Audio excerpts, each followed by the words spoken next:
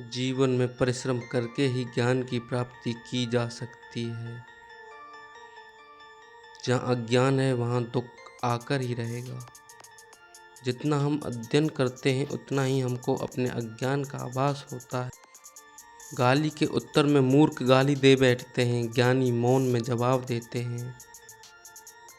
कभी कभी उन लोगों से भी शिक्षा मिलती है जिन्हें हमने अज्ञानी समझा था।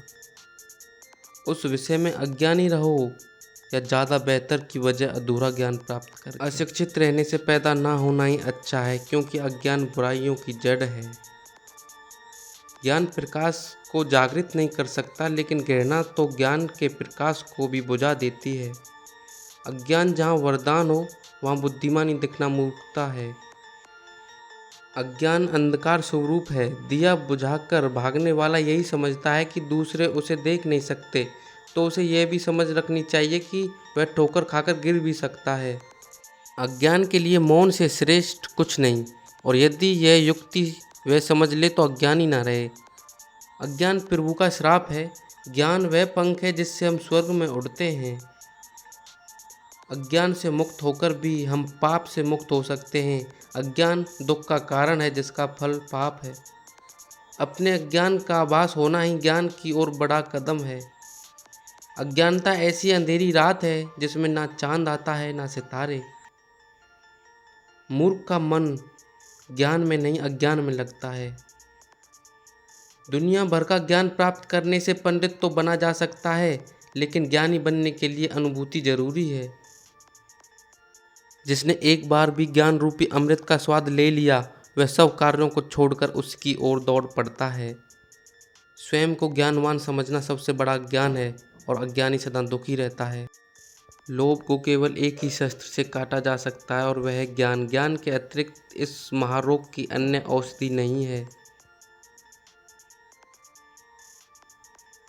किसी भी चीज़ पर एकदम विश्वास ना करो, लेकिन गहराई से जांचने के बाद विश्वास आ जाए तो फिर उसी तरह चिपटे रहो जैसे चींटा मीठे पर चिपकता है।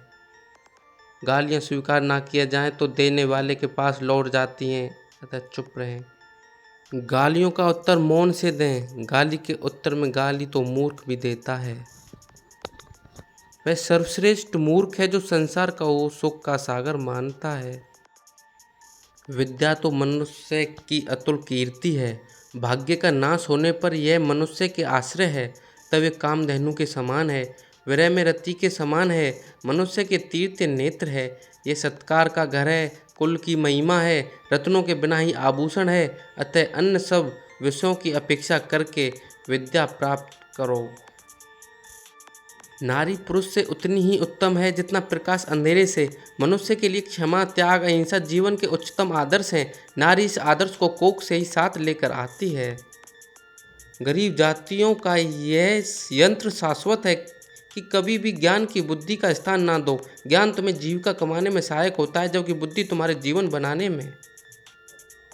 अपने कुल से ऊंचे कुल में विवाह करने का मतलब है अपनी स्वतंत्रता खो देना। अपने पापों पर पर्दा डालना, अपने भविष्य पर पर्दा डालना। ऐसी वीडियो के लिए चैनल को सब्सक्राइब करें।